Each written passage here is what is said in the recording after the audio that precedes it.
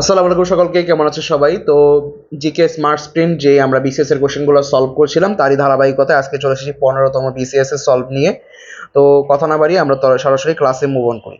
তো দেখি প্রথমত 15তম বিসিএস এর যে বাংলাদেশ বিষয়াবলী অংশের প্রথম কোশ্চেন যেটা আছে সেটা হচ্ছে বাংলাদেশের ভূ উপগ্রহ কেন্দ্রের সংখ্যা কয়টি। তো এই কোশ্চেনটা খুবই গুরুত্বপূর্ণ, যদিও বাংলাদেশে ভূ উপকেন্দ্র বা এই মহাকাশ গবেষণা বিষয়গুলো খুবই কম দেখা যায়, তারপরে এই কোশ্চেনটা কেন জানি স্যারদের খুব ফেভারিট এবং বিভিন্ন প্রতিযোগিতামূলক পরীক্ষায় চলে আসে। এবং এর আনসার হচ্ছে 4টি। ঠিক আছে, এখন 4টি তো আনসার, বাট এদের যে 4টা আছে, যেহেতু জিনিসটা সংখ্যাই কম, আমরা জানি যে জিনিসগুলো সংখ্যায় কম থাকে তাদের গুরুত্ব এমনিতে একটু বেশি। ঠিক আছে, সো এখন কোনটা কবে আছে বা কোথায় কোথায় আছে এটা আমাদের জানতে হবে। ফার্স্ট অফ অল, যেটা প্রথম যেই ভূ উপকেন্দ্রটা রয়েছে তা হচ্ছে কি নাম, কোথায় এটা? এটা হচ্ছে বেতবুনিয়া উপগ্রহ কেন্দ্র। এবং এটা কত সালে প্রতিষ্ঠিত হয়? এটা হচ্ছে 1975 সালে রাঙামাটিতে প্রতিষ্ঠিত হয়। তাহলে কি প্রথম আমরা একটু ইগুলা জেনে নিই কবে কোনটা হয়েছে। যেমন প্রথম হচ্ছে বেতবুনিয়া, এবং যেহেতু এটা হচ্ছে আমাদের প্রথম ভূ উপগ্রহ কেন্দ্র, সো সেক্ষেত্রে এটার সালটা আমাদের জানা জরুরি। সেটা কত? এটা হচ্ছে 1975 সালে। কোথায়? এটা হচ্ছে রাঙামাটিতে। আমরা একটু জেনে রাখবো এটা। তো রাঙামাটি জেলায় এই বেতবুনিয়ার যেই ভূ উপগ্রহ কেন্দ্রটা রয়েছে সেটা অবস্থিত। আচ্ছা, পরবর্তী যদি আমরা জানতে চাই তাহলে দ্বিতীয় কোনটা? দ্বিতীয় যেটা আছে এটা কোথায় অবস্থিত? এটা অবস্থিত হচ্ছে গাজীপুরে। গাজীপুর জেলায় অবস্থিত।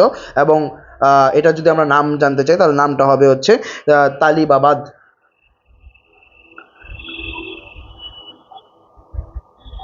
তালিবাবাদ, ঠিক আছে, নাম কি? তালিবাবাদ। এবং তৃতীয় যদি আমরা বলি তাহলে তৃতীয় কোনটা হচ্ছে সেটা হচ্ছে মহাখালী ভূ উপগ্রহ কেন্দ্র, এবং এটা অবস্থিত, অবশ্যই আমরা জানি মহাখালী অবস্থিত ঢাকায়।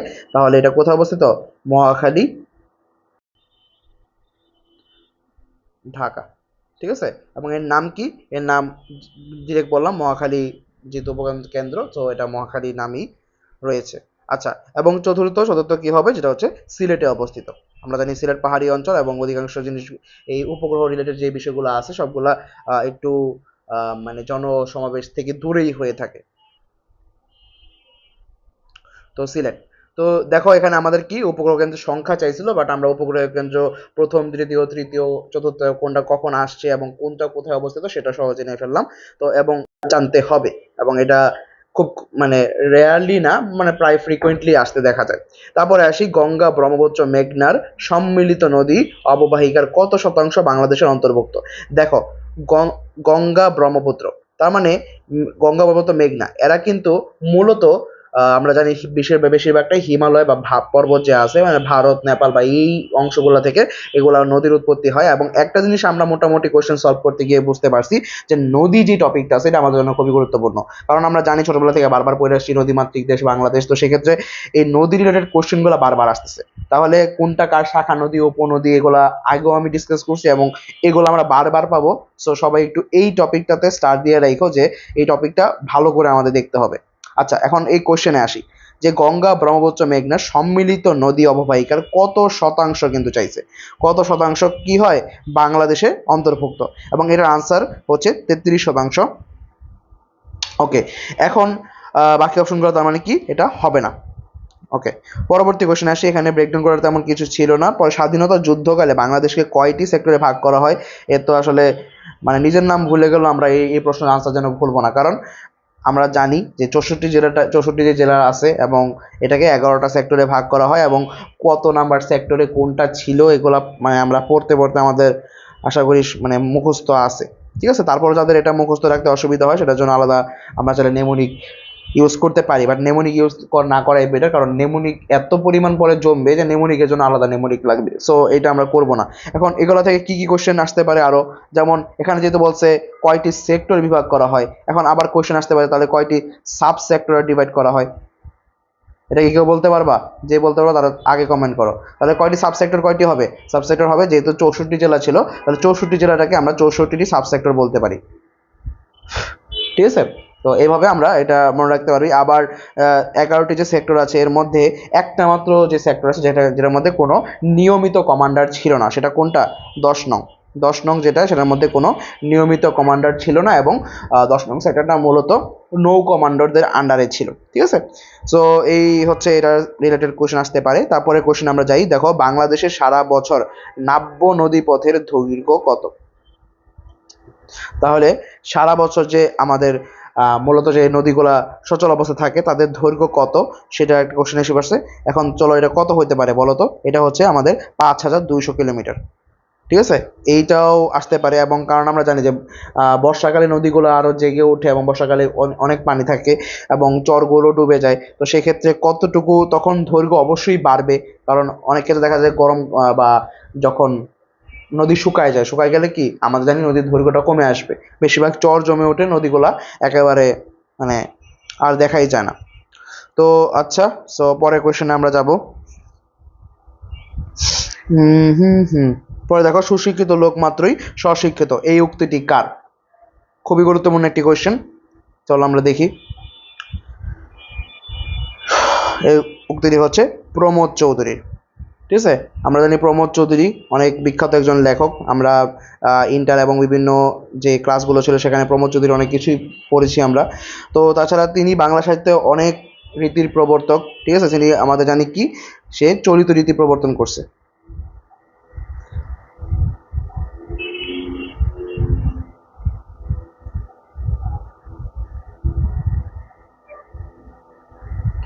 ওকে, তো প্রমোদ চৌধুরী। এরপরে আমরা জানি যে তার একটা বিখ্যাত লেখা আছে বই পড়া। বই পড়া যেই প্রবন্ধটা আছে সেই প্রবন্ধের মধ্যেই মূলত এই কথাটা তিনি বলেছিলেন। কোন জায়গাতে? বই পড়া। বই পড়া নামক একটা প্রবন্ধ আছে, মারাত্মক একটি প্রবন্ধ এবং খুবই শিক্ষামূলক। তিনি আজ থেকে আরো 50-60 অনেক বছর আগে এটা লিখছে, কিন্তু তা যেন প্রতি যুগে যুগে ঘটনার সাথে মিলে যায়। তারপর বাকি অপশনগুলো যদি দেখি, এখানে আছে বিশ্বকবি রবীন্দ্রনাথ ঠাকুর, তারও অনেক গুরুত্বপূর্ণ কথা আছে। তার শিক্ষা প্রয়োজনীয়তা সম্পর্কে অনেক কিছু লিখছেন, কিন্তু তার উক্তি তো এটা হবে না। তাছাড়া আব্দুল ওদুদ আছে, তিনিও বুদ্ধির মুক্তি আন্দোলনের নামক অন্যতম একটি জিনিসের প্রবর্তক। ঠিক আছে, সো আমরা এগুলা জানলাম। এরপরে আসি বাংলাদেশের জিডিপিতে কৃষি খাতের অবদান কত শতাংশ? আমরা জানি বাংলাদেশ কৃষি প্রধান দেশ, তো সেক্ষেত্রে কৃষির অধিকাংশই আমাদের কি থাকবে? অবদানটা থাকবে। তো আমরা যদি তৎকালীন যে সময়ে কোশ্চেনটা করা হয়েছে তো সেই সময়ের কথা চিন্তা করি, তাহলে আনসারটা হবে 32%। ঠিক আছে, বাংলাদেশের জিডিপিতে 32% এটার অবদান রয়েছে। কিন্তু আমরা জানি বর্তমান বেশিরভাগ আমাদের যেই মানে আয়ের উৎস বলো বা দেশের যেই আয়ের অংশটা রয়েছে তা আসে পোশাক শিল্প, চা শিল্প। তো এই কারণে এর পরিমাণটা অনেকটা কমে গেছে। যদি বর্তমান হিসাব ধরা হয় তাহলে আমরা বলতে পারি যে প্রায় 11 থেকে 12 বা 13% পর্যন্ত রয়েছে কৃষি খাতে। কিন্তু অনেক ক্ষেত্রে আমরা এটার আস্তে আস্তে নির্ভরতা কমে যাচ্ছে, কারণ কৃষি জমির পরিমাণ কমতেছে, আমাদের ফলন কমতেছে, এই কারণে আমাদের প্রতি বছর কৃষি পণ্য আমদানির পরিমাণই বাড়তেছে। আচ্ছা, এরপরের কোয়েশ্চেনে আসি। বাংলাদেশ ও মায়ানমার কোন নদী দ্বারা বিভক্ত? দেখছো একই সালে একাধিক কোশ্চেন আসতেছে একটা নির্দিষ্ট টপিক থেকে। ঠিক আছে, তো বারবার এই জন্যই বলতেছি যে নদীর বিষয়টা তোমরা ভালো মতো খেয়াল রাখবা, এবং এটা মোটামুটি আমরা সবাই জানি, এটা হচ্ছে নাফ নদী। ঠিক আছে, বাংলাদেশ ও মায়ানমার কোন নদী দ্বারা বিভক্ত হয়েছে? নাফ নদী। এরপরে দেখো আরো অপশনগুলো আছে, কর্ণফুলী। এটি হচ্ছে আমরা জানি কর্ণফুলী কোথায়? কর্ণফুলী হচ্ছে চট্টগ্রামের প্রধান নদী, চট্টগ্রামের মধ্যে রয়েছে, এবং এটা উৎপত্তি হয় কোথায়? ভারতের মিজোরাম থেকে উৎপন্ন হয়েছে। তাহলে কর্ণফুলী সম্পর্কে আমরা কি বলতে পারি? যে এর অবস্থান হচ্ছে চট্টগ্রাম। এবং আরেকটা গুরুত্বপূর্ণ ইনফরমেশন হচ্ছে এটা কিন্তু সবচেয়ে খরস্রোতা নদী। কি সবচেয়ে খরস্রোতা? ওকে, আবার যদি এটার উৎপত্তি নিয়ে আমি বলতে চাই তাহলে এটা কোথায় হবে? ভারতের মিজোরাম। ঠিক আছে, এটা হচ্ছে তার উৎপত্তি। এগুলো লাগবে না। ভাগীরথী বলতে পারো, এটাও ভারতের একটা নদী। আবার এবং আর একটা ইনফরমেশন আছে যে এটা হচ্ছে গঙ্গারই একটা শাখা। ঠিক আছে, এবং আমরা ভাগীরথী আর কোথায় পড়ছিলাম মনে করতে পারবা? এটা কিন্তু মোটামুটি একটা চীনা পরিচিত নদী, কারণ আমরা একটা অনেক গুরুত্বপূর্ণ ঘটনা, সেই পলাশির যুদ্ধ, সেটা কিন্তু এই নদীর তীরে হয়েছিল। ঠিক আছে, তো পলাশির যুদ্ধের সাথে এই নদীটা জড়িত।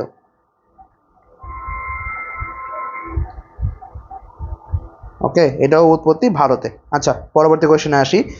কোন নেতা ফয়াজি আন্দোলনে নেতৃত্ব দেন?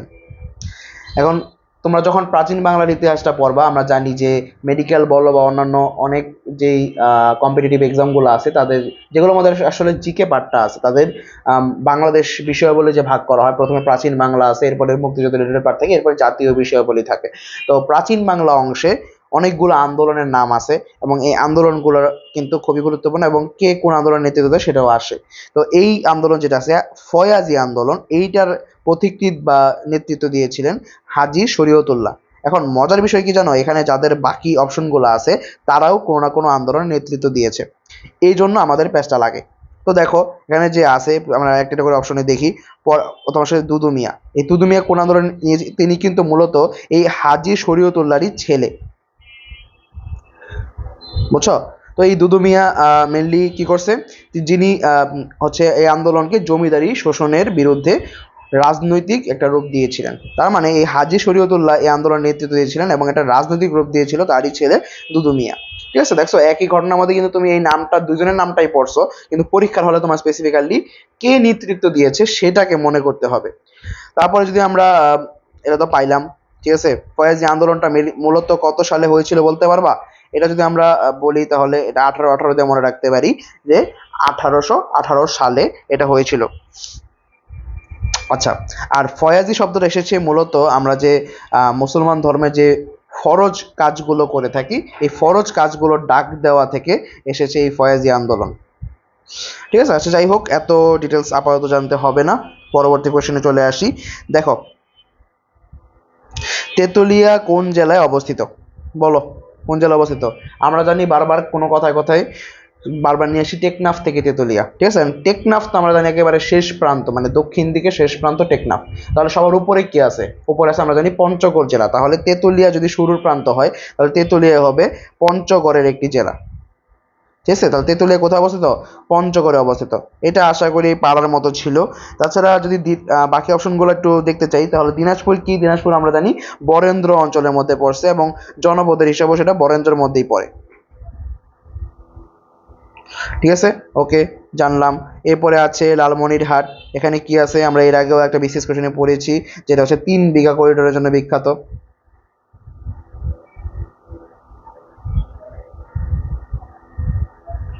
কি 3 বিঘা করিডোর? আরেকটা আছে, কি বলো? দহগ্রাম ও আঙ্গুরপোড়া ছিটমহল।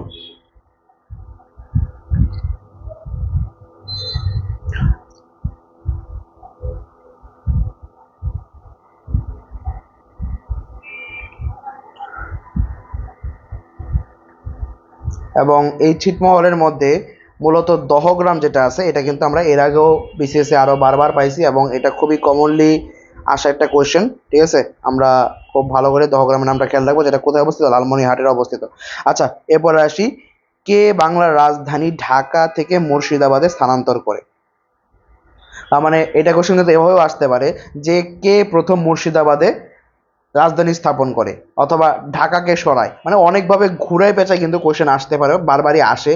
সো আমরা মানে যেভাবে কোশ্চেন আসুক ইনফরমেশনটা এভাবে খেয়াল রাখবো যাতে কোনোভাবে আসলে আমাদের ভুল না হয়। তাহলে এটা কে হবে বলতো? এটা কিন্তু তার নামের সাথে একটা মিল আছে, বলতো কি? মুর্শিদাবাদ, মুর্শিদাবাদ থেকে আসতে পারি মুর্শিদ কুলি খান। ঠিক আছে, তাহলে কে প্রথম স্থাপন করে? মুর্শিদ কুলি খান। অনেকে কিন্তু এটাকে তোমরা সিরাজউদ্দৌলা দাগাই দিতে পারো, বাট মূলত তথ্য মতে কি হবে? এটা এটা হবে মুর্শিদ কুলি খান হবে।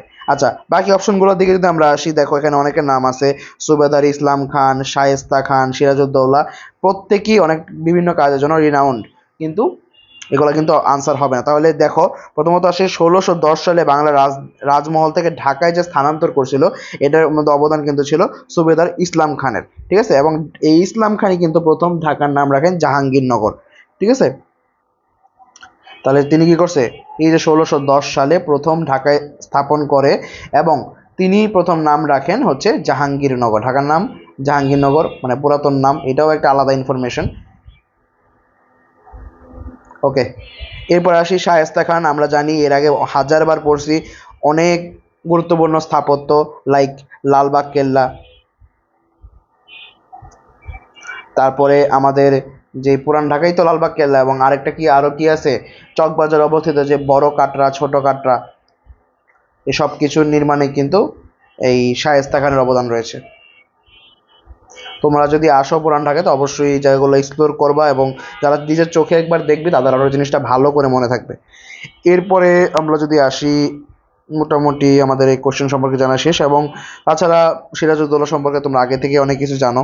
সো আপাতত আমরা এই পরের কোশ্চেনে যাই। পরে দেখো 1905 সালে নবগঠিত পূর্ব প্রদেশের প্রথম লেফটেন্যান্ট গভর্নর কে ছিলেন? খেয়াল রাখবা কথাটা, একে তো বলছে প্রথম, পরবর্তীতে বলছে লেফটেন্যান্ট গভর্নর। এখন দেখো এই যে একে তো প্রাচীন প্রদেশ বলছে, হ্যাঁ, সেই 1905 সালের কথা। এখন ওই সময় কিন্তু এই টাইপের যেই পদবিগুলা ছিল, লেফটেন্যান্ট, গভর্নর জেনারেল, শুধু গভর্নর, পরে ভাইসরয় বা বড়লাট বা এই যে টাইপের জিনিসগুলো আছে, এগুলো কিন্তু মোটামুটি কে কতবার ছিল এগুলো আমাদের জানতে হবে। তাহলে এই কোশ্চেনের আনসারটা কী হবে বলো তো? এটা হচ্ছে স্যার ব্যামফিল্ড ফুলার। যদিও এটা খুব রেয়ারলি আসবে, এটা খুবই বেশি কঠিন, এটা তেমন আসার মতো না। তারপরে খেয়াল রাখবো যেহেতু তিনি 1905 সালে এই বঙ্গভঙ্গের মাধ্যমে পূর্ববঙ্গ ও আসাম নামক দুইটা নতুন প্রদেশ সৃষ্টি করছিল। ঠিক আছে, তো প্রথম পরে নিজেই সে প্রথম গভর্নর বা সরি লেফটেন্যান্ট গভর্নর হিসেবে নিযুক্ত হয়েছিলেন। ঠিক আছে, তাহলে কি করছিল মেনলি আমরা জানি 1905 সালে হয়েছিল আমাদের বঙ্গভঙ্গ, মানে বাংলা ভাগ করছিল। বঙ্গভঙ্গ হয়ে আমরা জানি কি হয়েছে, পূর্ববঙ্গ এবং আসাম দুইটা আলাদা অংশে ভাগ হয়েছিল। এটা থেকে ভাগ হয়ে কি হয়েছিল, পূর্ববঙ্গ ও আসাম। আচ্ছা, তো এইভাবে ভাগ হয়। এরপরে কোশ্চেনে আমরা চলে আসি, সরি পরের অপশনগুলো যদি আমরা একটু দেখতে চাই, যেমন এখানে আছে লর্ড কার্জন, তিনিও 1905 সালে যে বঙ্গভঙ্গ ঘোষণা কাজে তিনিই করেছিলেন, যে বঙ্গভঙ্গ ঘোষণা করেন। তারপরে হচ্ছে তাছাড়া আমরা যদি তার সম্পর্কে আরও বলি, তিনি কোনো গভর্নর ছিলেন না, কিন্তু পুরো ভারতের যে ভাইসরয় কিন্তু তিনি নিযুক্ত ছিলেন। যে একটু আগে বললাম না ভাইসরয়ের কথা, তো ভাইসরয় কিন্তু তিনি ছিলেন। আচ্ছা, তারপরে ওয়ারেন হেস্টিং, তিনিও খুব গুরুত্বপূর্ণ ভূমিকায় ছিলেন, কারণ বাংলার প্রথম গভর্নর জেনারেল কত সালে, 1973 সালে তিনি প্রথম বাংলার গভর্নর জেনারেল হয়েছিলেন। তার এর যতটুকু জানলেই চলবে, তাহলে কি তিনি হচ্ছে প্রথম গভর্নর জেনারেল।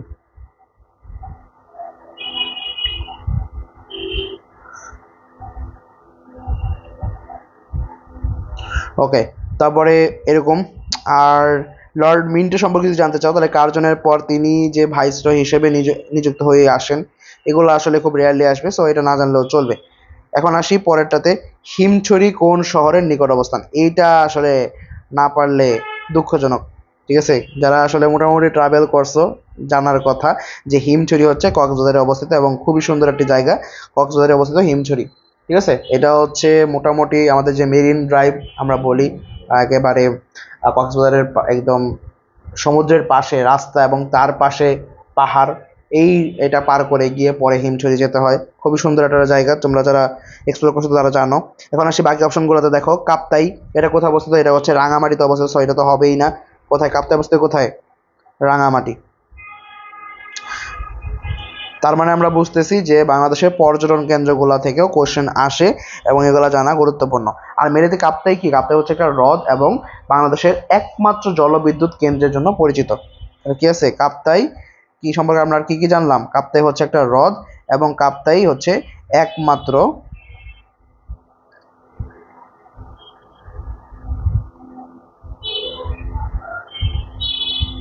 জলবিদ্যুৎ কেন্দ্র রয়েছে এখানে, এবং এই ইনফরমেশনটা 3 স্টার দিয়ে রাখো।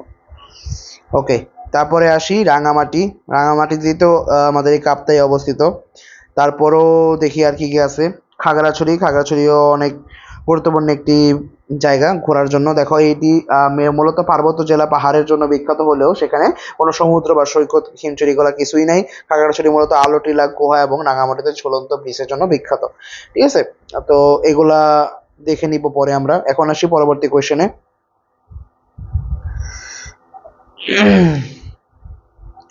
দেখো বাংলাদেশের কোন অঞ্চলকে 360 আউলিয়ার দেশ বলা হয়? এই টাইপের কোশ্চেনগুলো কিন্তু আরও আসতে পারে, লাইক তোমার বলতে পারে যে এখানে যেমন 360 আউলিয়া বলছে, এবং এটার আনসারটাকে বলিনি তারপরে বলতেছি। দেখো এটা 360 আউলিয়া বলা হয়েছে কিন্তু সিলেটকে, এখন যদি 360-এর জায়গায় জাস্ট বলা হয়তো 12 আউলিয়া, মানে সংখ্যাটা কমায়, তখন কিন্তু আনসারটা হয়ে যেত চট্টগ্রাম।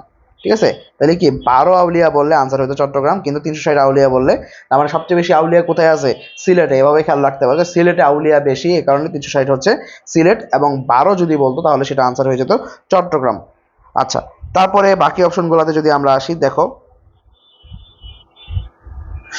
দেখো পরবর্তীতে আছে খুলনা, রাজশাহী। এখন খুলনা কি আছে? এখানে দেখো পীর খান জাহান আলী নামে এক স্মৃতিবিজড়িত অঞ্চল হিসেবে এই খুলনা জড়িত। তাছাড়া এখানে আমরা 360 আউলিয়া তো বলা হবেই না, কারণ 360 আউলিয়া কে আছে? সে হচ্ছে সিলেট, এবং 12 আউলিয়া হচ্ছে চট্টগ্রাম। তারপরে আর কি আছে? রাজশাহী। এখানে অনেক কিছু আছে, বাঘা ও পটিয়া অঞ্চলে অনেক আউলিয়ার মাজার থাকলেও এটা হবে না। মূলত রাজশাহীকে আমরা কি বলে জানি? এটাকে বলে আমরা সিল্ক সিটি নামে চিনি, সিল্ক সিটি বা রেশম শহর, রেশমের জন্য বিখ্যাত। ঠিক আছে, সো এতটুকু মোটামুটি জানলেই চলবে। এখন আসি, বাংলাদেশের পানি সম্পদের চাহিদা সবচেয়ে বেশি কোন খাতে? বলো, সবচেয়ে বেশি পানি সম্পদ কোথায় দরকার হয়? আমরা জানি আমাদের দেশই হচ্ছে কৃষি প্রধান দেশ, এবং সবচেয়ে বেশি পানি দরকার হয় জমি সেচ দেওয়ার কাজে। মানুষ মানে অন্যান্য কাজে কতটুকু পানি লাগে, বাট আমরা জানি বিশাল একরকে একর যে জমি আছে, সব পুরো জমিকে প্রচুর পরিমাণ সেচের জন্য প্রচুর পানির প্রয়োজন হয়, এবং বিভিন্ন টিউবওয়েল মানে অনেক যে মোটর আছে এগুলো দ্বারা পানি উত্তোলন করে সেগুলোকে সেচ দেওয়ার কাজে ব্যবহার করে। তার মানে সবচেয়ে বেশি পানি কোথায় লাগবে?